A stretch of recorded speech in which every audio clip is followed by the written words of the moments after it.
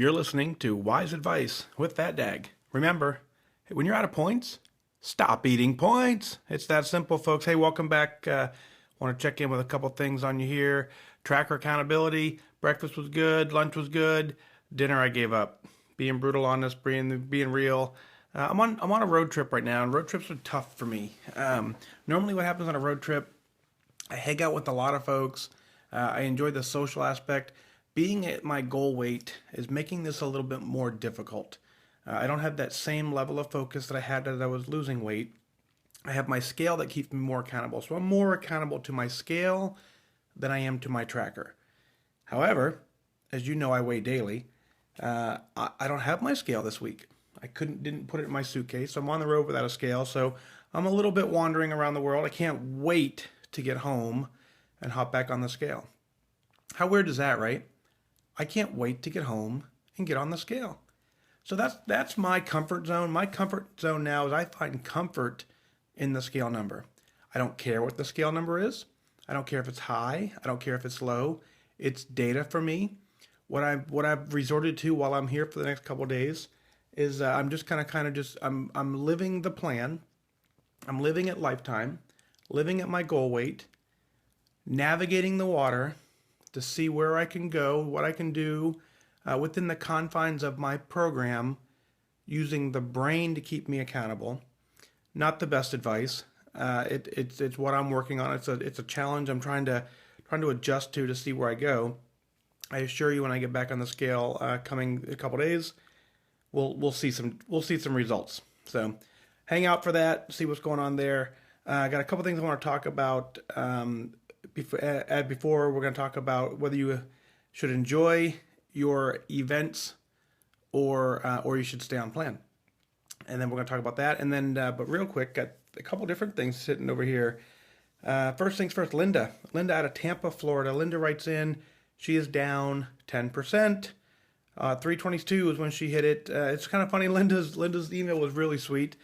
She's been following Weight Watchers ever since the fish and liver days. So if you've been on the plan for that long, you know those days were miserable. You had to get your fish.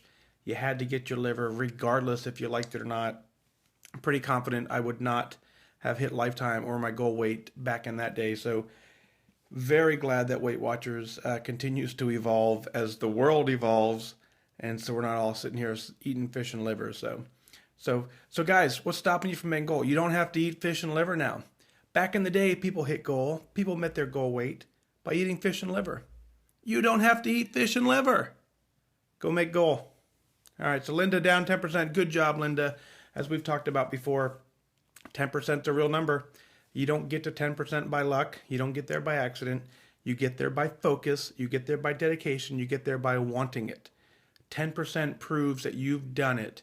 You have a sustained focus. You have sustained effort. You can get to where you need to be. You can get to your goal weight. You've done the hard part. Just continue on with it. So Linda, good job. Linda's last shout out says she loves the folks on Connect, as do I. So every single one of you out there listening, those of you on Connect who haven't found us yet, you will. Thanks for checking us out. Next, out of Fort Dodge, Iowa, Pamela writes in, this is exciting. Pamela's down 66.6 pounds, but not just that, which that in itself is incredible. But what's cool about that number, that puts Pamela, well, let me rephrase that. That renames Pamela to Alice. So if you see Pamela out there, you now call her Alice because she's Alice in Wonderland. That's right. Pamela, good job. Pamela hit Wonderland by dropping 66.6 pounds. And you know Wonderland's a big deal. That's when you hop on that scale. The very first number you see starts with a 1. It's an incredible feeling. I remember when I hit it, it changes your brain. So you're right on that edge, Pamela. Good job. Keep going. Get under there so that you never see a 2 in that first placeholder. Never, ever, ever, ever again are we going to see a 2. So welcome to Wonderland, Alice. Good job. So last thing Pamela writes in is that it's kind of inspirational. She's refocusing on her why. Her initial why was, she joined Weight Watchers because she wanted to get better life insurance and health insurance. And that's a great goal, and that absolutely is beneficial. but she's now starting to realize she's a much bigger inspiration to her family, to her son, and she wants to be a better role model for her son. And that's why we do this, folks, right? We do this because we want to be around for our families. We want to be around for our friends. We want to be around for our health. And Pamela, by you hitting Wonderland, you've made that change. You're making the right path. Your son's going to be super proud of you because I'm proud of you. Way to go. So those are 2 awards I got sent in. Let's see what else I got. Oh, sorry, I got one more. Georgene sitting here out of Illinois. Georgene is down her 10% as well. March 22nd, Georgene hit 10%. And this is kind of tricky. She hit her 10%, and now she's looking at potential gain. She's trying to figure out what is causing her to gain on the scale. And here's what I know: 10%, again, it's a real number. You don't hit that by accident. You don't just automatically wake up one morning and you're down 10%. It's dedication, it's focus. We've talked about that. But what happens is, a lot of times, and we all do this, we get complacent on this journey, right? You come in with a why. You know exactly why you joined. You have a goal in mind. You feel pretty bad about yourself probably when you join the first time. Then you get down 10%. And for 10%, most of us, that's, it's 20 some pounds for most of us, or more. It's real weight loss to get down 10%. So when you do that, you start feeling better. You start looking better. At that point, sometimes people start commenting on how good you look. Well, they're absolutely saying you look good, and they're comparing how good you look compared to how good you used to look. And so you instantly start feeling good about yourself, which is something we haven't done in a long time. It's very important to do that, but it causes us to get complacent. It causes us to lose our focus, and instead of tracking diligently and working out diligently or whatever it is we did to get to that 10%, we kind of let off the brakes and let off the gas a little bit at that 10% mark, and it causes the gain to happen. So here's what I'd say. I'd say I want you to focus. I want you to track. I want you to start over like it's week 1 and go for another 10%, and let's see what that looks like. It can be done. You just got to focus, and you got to focus and concentrate on your why. So good luck to you. Good focus to you, because that's more important, right? We always talk about that, but you absolutely can do it. The self-sabotaging is really, it's a complacency issue and a lack of focus issue. You dial in the focus, you suffer through, or you push through the complacency trap, and you go hit goal. Simple as that.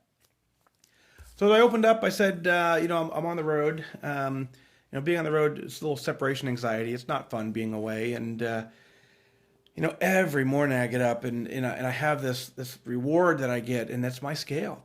I love hopping on my scale in the morning. I put it on Twitter. I put it on my Facebook feed. It goes to my website, fatdag.com. I do that for my own accountability.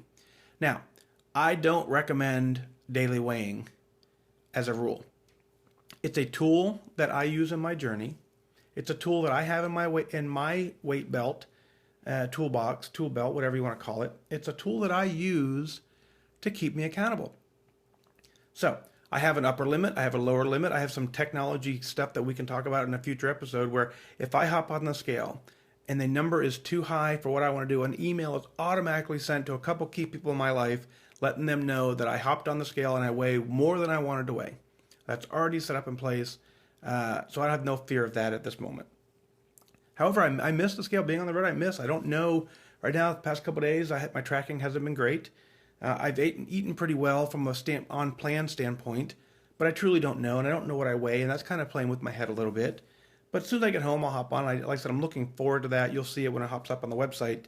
But I would say, if you're motivated by a scale number, meaning if you hop on the scale and it is a slight number up, and that motivates you to track super well, then give it a shot. If you're seeing a gain on the scale, which as we know is no big deal, but if that bothers you, then stick with the plan. Stick with your once a week weigh-in or whatever it is that you're doing that works for you.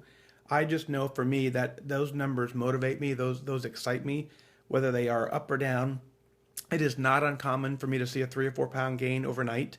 So that I know that because I've been doing it daily for a little over a year. Year and I guess 2 weeks I've been weighing daily. So I know what the numbers do. I know based on what I eat what they're going to look like. I'm confident when I get back I'm going to like the numbers and I'm going to move forward. Last but not least, as we roll out of the show here, Natalie writes in. Natalie asked me a pretty interesting question that she said she sees on Connect, and we kind of wanted to get my thoughts on it as well. And I thought it was a pretty good question. And she said, should I enjoy myself at X event? I'm going somewhere, going on vacation, going on a trip, going on a cruise, going to a wedding, whatever the event is. Should I enjoy myself at that event? Or should I stay on the plan? Now, folks, I don't think they're mutually exclusive. I think, why can't you do both? That's my answer, right? You can stay on the plan and enjoy yourself. It's very simple in a celebration mode. You've got to figure out your triggers. You got to figure out how you work your plan. You got to figure out your countermeasures for your celebrations. But staying on the plan, you can still enjoy it. So don't let the plan restrict you.